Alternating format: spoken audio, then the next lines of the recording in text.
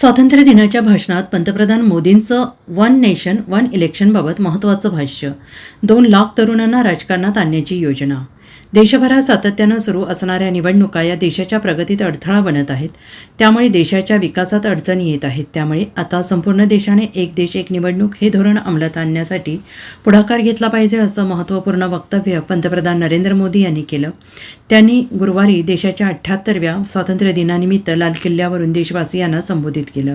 आणि यावेळी पंतप्रधान मोदी यांनी वन नेशन वन इलेक्शन धोरणाबाबत केलेलं वक्तव्य आगामी काळाच्या दृष्टीने अत्यंत महत्त्वपूर्ण मानलं जात आहे.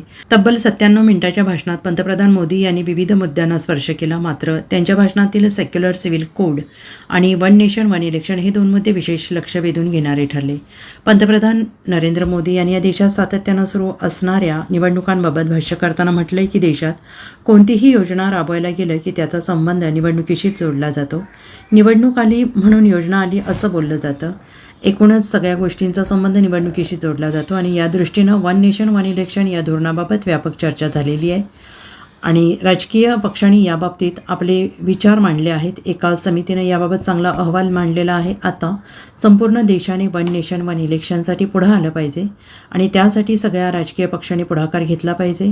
भारतातील स्रोतांचा वापर जास्तीत जास्त सामान्य लोकांसाठी कसा करता यावा, याचा अपव्यय कमी व्हावा, यासाठी देशात वन नेशन वन इलेक्शन धोरणाची गरज आहे, असे पंतप्रधान नरेंद्र मोदी यांनी सांगितलं आहे. पंतप्रधान नरेंद्र मोदी यांचं हे वक्तव्य अनेक अर्थाने महत्त्वाचं मानलं जात आहे.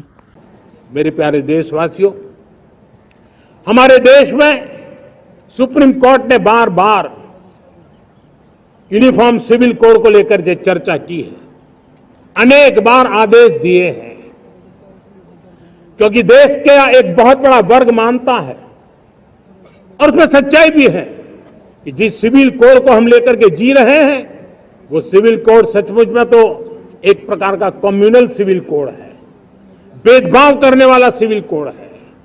ऐसे सिविल कोड से जब संविधान के 75 वर्ष मना रहे हैं और संविधान की भावना भी जो हमें कहती है करने के लिए, देश की सुप्रीम कोर्ट भी हमें कहती है करने के लिए, और तब जो संविधान निर्माताओं का सपना था उस सपने को पूरा करना हम सबका दायित्व है.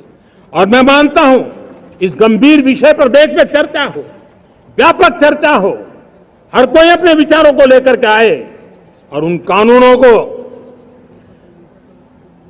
जो कानून धर्म के आधार पर देश को बांटते, जो ऊंच नीच का कारण बन जाते हैं, ऐसे कानूनों को आधुनिक समाज में कोई स्थान नहीं हो सकता है. और इसलिए मैं तो कहूंगा अब समय की मांग है कि देश में एक सेकुलर सिविल कोड हो.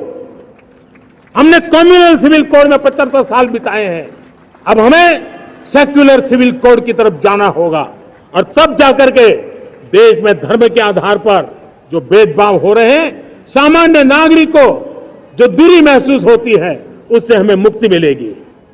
1 लाख नए नौजवान, कोई भी प्रकार का पूर्व का राजनीतिक इतिहास उनके परिवार का ना हो, ऐसे फ्रेश लोग राजनीति में आए ताकि जातिवाद से मुक्ति मिले, परिवारवाद से मुक्ति मिले, लोकतंत्र को समृद्धि मिले.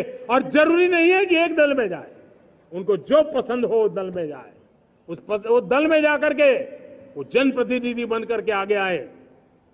देश तय करके चले कि आने वाले दिनों में 1 लाख ऐसे नौजवान जो परिवार राजनीति से दूर दूर का संबंध नहीं है, ऐसे फ्रेश ब्लड आएंगे तो सोच भी नहीं आएगी, सामर्थ्य भी नहीं आएगा, लोकतंत्र समृद्ध होगा. और इसलिए हमें इस दिशा में. Bureau report, SBN Marathi, Delhi.